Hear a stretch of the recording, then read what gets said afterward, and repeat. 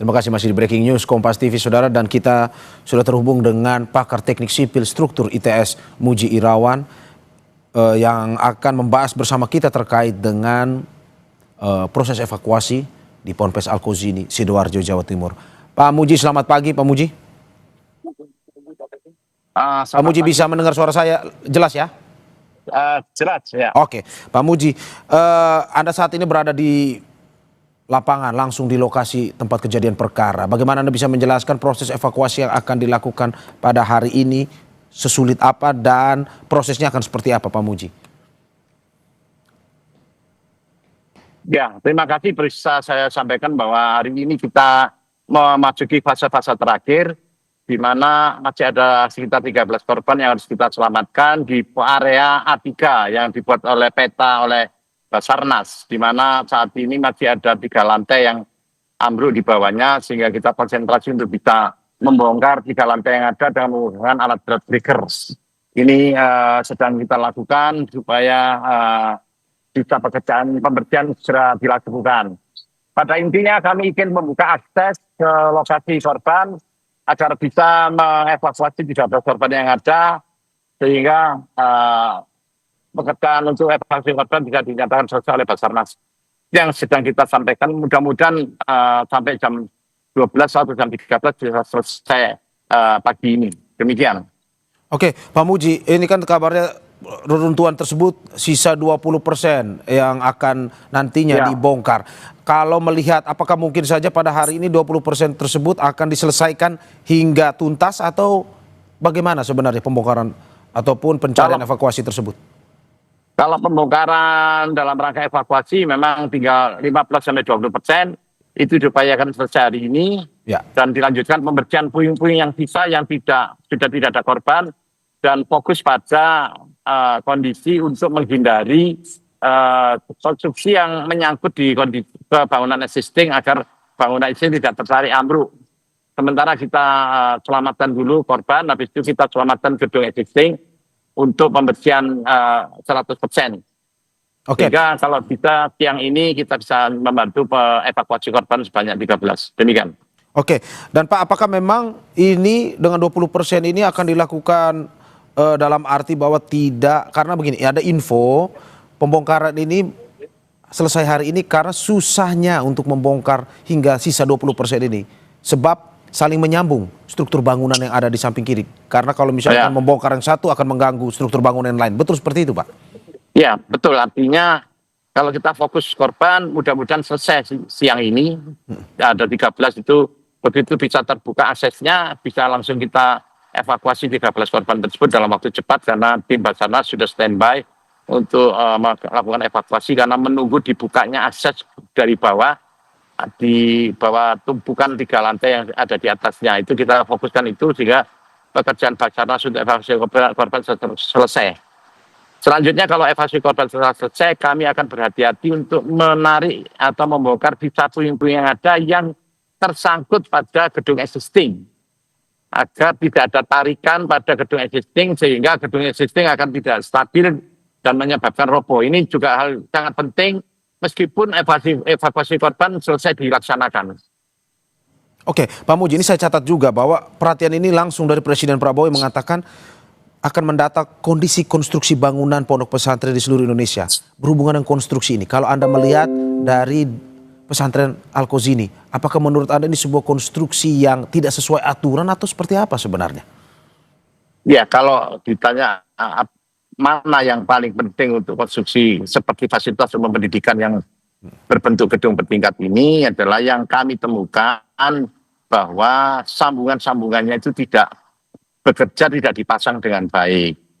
Kayaknya orang bisa membangun bentuknya dari luar sama, tapi di dalamnya sambungan-sambungan tulangan antar balok kolom, balok-balok ini dikerjakan tidak sempurna.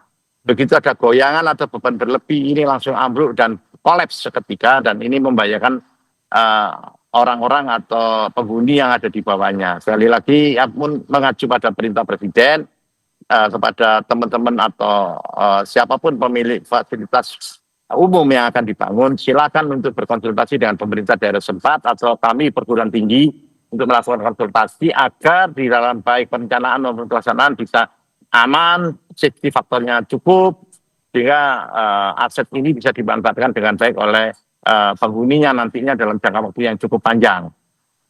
Seperti itu, kami siap dan sebetulnya standar nasional Indonesia sudah beredar cukup lama dan bisa diaju, bisa dipakai sebagai acuan dalam pembangunan gedung, khususnya gedung bertingkat. Demikian. Oke, Pak Muji, bangunan yang roboh satu sisi, tapi bagaimana Anda melihat dengan bangunan yang masih berdiri di Ponpes Al-Kozi ini? Apakah menurut Anda, dari pengamatan Anda, memang sudah sesuai dengan konstruksinya sehingga aman atau bagaimana? Ya, untuk memastikan pertanyaan tadi apakah konstruksinya masih aman apa tidak, secara visual memang ini perlu di-assessment, perlu diperiksa lagi. Ada beberapa solusi untuk gedung existing yang ada, bila mana bisa dilakukan perkuatan, ya nanti kita bantu untuk metode atau teknik perkuatan. Bila mana harus dibongkar, ya harus dibongkar, karena kalau tidak akan membahayakan bangunannya. Tetap saya geser karena ekskavatornya mau berat. Oke, silakan Pak. Ya. Harus berarti tetap berhati-hati dalam Ya. berada di lapangan dan sambil kita Ya. mencari informasi terus. Nah Pak, apa sebenarnya yang Anda ingin sampaikan bahwa ke depan apakah memang secara umum apa yang menjadi kejadian di Ponpes Al-Kozi ini 1 dan 2 atau Anda melihat sebenarnya banyak bangunan baik itu sekolah maupun asrama di wilayah Indonesia ataupun di Jawa Timur lah kita spesifik itu yang masih konstruksinya ini masih betul-betul tidak sesuai dengan aturan sebenarnya? Ya, saya tidak bisa berandai-andai. Intinya kami siap, tidak hanya pondok pesantren Al-Kozi ini, pondok-pondok pesantren yang lainnya pun kita siap. Dan itu sudah pernah saya lakukan di beberapa pondok yang meminta bantuan ke saya, daerah Lamongan, daerah Situ Bondo, beberapa juga masjid-masjid yang mempunyai lantai yang cukup tinggi, termasuk kubahnya, sudah sering kita bantu. Monggo yang lainnya bisa kita bisa merapat ke kami untuk kita bantu.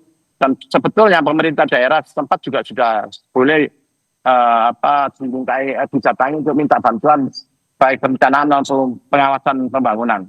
Saya kira itu. Saya kira kita tidak bisa berandai-andai. Mari kita bersama-sama membangun aset yang cukup handal.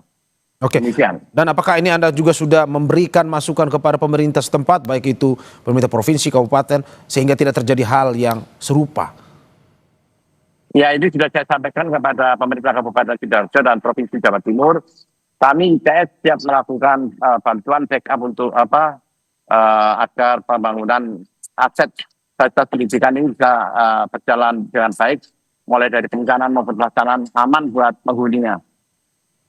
Oke, Pak, kalau lebih teknis soal pencarian hari ini, bagaimana Anda melihat bahwa pencarian hari ini akan lebih banyak menggunakan alat berat untuk menyelesaikan yang sisanya itu, atau lebih banyak tenaga manusianya dalam arti untuk membongkar reruntuhan yang sisa 20% itu?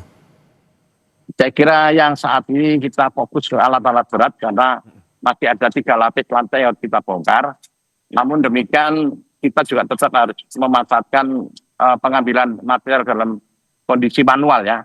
Tenaga ahli, tenaga bantuan dari Polri dan TNI cukup banyak bila mana diperlukan untuk pemindahan secara manual. Tetapi kita sekarang fokus untuk pembongkaran 3 lapis lantai di atas korban dan alat-alat berat baik breaking, crane maupun ekskavator. Oke, dari 3 lapis yang Anda tadi sampaikan itu sebenarnya kondisi yang paling parah berada di wilayah yang mana, Pak? Di Bangunannya? blok A3. Blok A3 ada ya? A1, A1, A2, A3, A4, A1, A2, A4 sudah selesai, tinggal A3. A3 itu kalau kita membayangkannya itu berada di posisi paling atas atau di dasar? Oh, Dena ya, dari Dena itu sisi barat selatan. Paling atas ya? Kiri. Artinya mulai lantai 3, lantai 2, lantai 1. Paling atas lantai 3, bawah lantai 1. 3 lapis itu bisa dilihat dari background. Itu yang terlihat adalah lantai 3. Oke, berarti kalau kita simpulkan ini karena posisi fondasinya atau dasarnya itu tidak bisa menahan beban yang terus berada di atas ya? Kalau fondasi cukup kuat, Pak. Oke. Fondasi cukup baik. Yang tidak bagus adalah sambungan balok kolomnya. sambungan ini yang akhirnya membuat Lepas. tekanan bangunan dari atas itu terus menurun ke bawah gitu ya maksudnya? Ya, karena lepas. Balok dan kolomnya lepas, sehingga langsung turun ke bawah. Oke, kalau dari investigasi Anda selama proses evakuasi pun juga proses pencarian korban, melihat konstruksi bangunan ini, menurut Anda apakah memang di awal pada masa pembangunan ini dilakukan oleh ahli atau bukan sebenarnya? Ya, itu saya tidak bisa menjawab karena belum ada informasi yang masuk ke saya. Karena saya masih fokus ke evakuasi korban dan pembongkaran lahan. Nanti bisa ditanyakan, karena ini dari pihak-pihak yang berwajib sudah melakukan proses untuk pengumpulan data mengenai pembangunan ini, mulai dari perencanaan maupun pelaksanaan. Sedang diproses untuk mengumpulkan data. Oke, oke. Kalau dari materialnya sendiri, kalau Anda melihat secara kasat mata, apakah mungkin memang sudah sesuai dengan standarnya atau bagaimana? Untuk beton sudah kita ambil sampel. Pada hari lagi kita akan lakukan pengujian. Habis itu tulangan juga, besi tulangan juga sudah kita ambil, sudah kita potong untuk diuji untuk diameter 16, 19, 20, 13 sudah kita ambil untuk diuji bersama beton pada hari Rabu ke depan oleh pihak Polda. Oke, berarti butuh berapa lama? Seminggu kah untuk mengetahui hasilnya bahwa ini dari bahan bakunya yang digunakan memang tidak sesuai standar atau bagaimana? 1-2 hari selesai.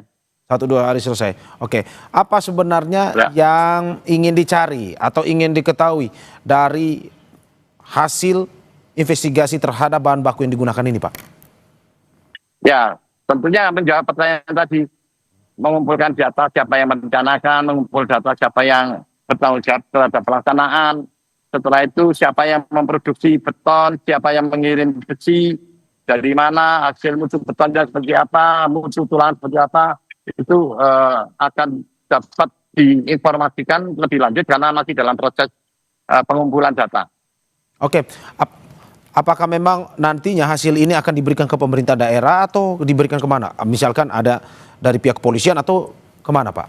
Hasil investigasi tersebut? Itu nanti investigasi dipimpin oleh Polda Jatim. Nanti hasilnya akan tentunya kewenangan Polda Jatim itu menyampaikan hasilnya kepada siapa saja. Tapi kami membackup untuk evaluasi data teknisnya. Oke, Pak, kita kembali ke teknis evakuasi yang akan dilakukan pada hari ini. Berarti optimis ya, Pak, hari ini? Saya mau izin. Oke. Ya, mohon izin ini harus segera dievakuasi. Oke. Karena saya harus naik ke lantai atas. Terima kasih banyak Pak Muji nanti bisa Irmawan. lagi. Ya. Oke, terima kasih Pak Muji Irmawan, mohon maaf. pakar teknik sipil instruktur ITS Surabaya. Terima kasih sekali lagi. Dan saudara, hingga saat ini masih terus dilakukan evakuasi terkait dengan korban yang diduga masih berada dalam timbunan ponpes yang ambruk Senin lalu. Dan saat ini sudah 8 hari atau tepatnya 1 minggu dalam proses pencarian. Dan saudara, setelah evakuasi korban selesai, tim akan menarik sisa puing yang ada yang tersangkut di gedung yang masih berdiri. Dan hal ini juga jadi tantangan karena tim berhadapan dengan bahaya. Kalau kita fokus korban, mudah-mudahan selesai siang ini. Ada 13 itu, begitu bisa terbuka aksesnya, bisa langsung kita evakuasi 13 korban tersebut dalam waktu cepat karena tim Basarnas sudah standby untuk melakukan evakuasi karena menunggu dibukanya akses dari bawah, di bawah tumpukan 3 lantai yang ada di atasnya. Itu kita fokuskan itu sehingga pekerjaan Basarnas untuk evakuasi korban selesai. Selanjutnya kalau evakuasi korban selesai, kami akan berhati-hati untuk menarik atau membongkar sisa puing-puing yang ada yang tersangkut pada gedung existing. Agar tidak ada tarikan pada gedung existing sehingga gedung existing akan tidak stabil dan menyebabkan roboh. Ini juga hal sangat penting meskipun evakuasi korban selesai dilaksanakan. Oke, Pak Muji, ini saya catat juga bahwa perhatian ini langsung dari Presiden Prabowo yang mengatakan akan mendata kondisi konstruksi bangunan pondok pesantren di seluruh Indonesia. Berhubungan dengan konstruksi ini, kalau Anda melihat dari pesantren Al-Qazini, apakah menurut Anda ini sebuah konstruksi yang tidak sesuai aturan atau seperti apa sebenarnya? Ya, kalau ditanya mana yang paling penting untuk konstruksi seperti fasilitas umum pendidikan yang berbentuk gedung bertingkat ini adalah yang kami temukan bahwa sambungan-sambungannya itu tidak bekerja, tidak dipasang dengan baik. Kayaknya orang bisa membangun bentuknya dari luar sama, tapi di dalamnya sambungan-sambungan tulangan antar balok kolom, kolom-kolom, balok-balok ini dikerjakan tidak sempurna. Begitu ada goyangan atau beban berlebih, ini langsung ambruk dan kolaps seketika, dan ini membahayakan orang-orang atau penghuni yang ada di bawahnya. Sekali lagi, ya pun mengacu pada perintah Presiden, kepada teman-teman atau siapapun pemilik fasilitas umum yang akan dibangun, silakan untuk berkonsultasi dengan pemerintah daerah setempat atau kami perguruan tinggi untuk melakukan konsultasi agar di dalam baik perencanaan maupun pelaksanaan bisa aman, safety faktornya cukup, sehingga aset ini bisa dimanfaatkan dengan baik oleh penghuninya nantinya dalam jangka waktu yang cukup panjang. Seperti itu, kami siap, dan sebetulnya standar nasional Indonesia sudah beredar cukup lama dan bisa diaju, bisa dipakai.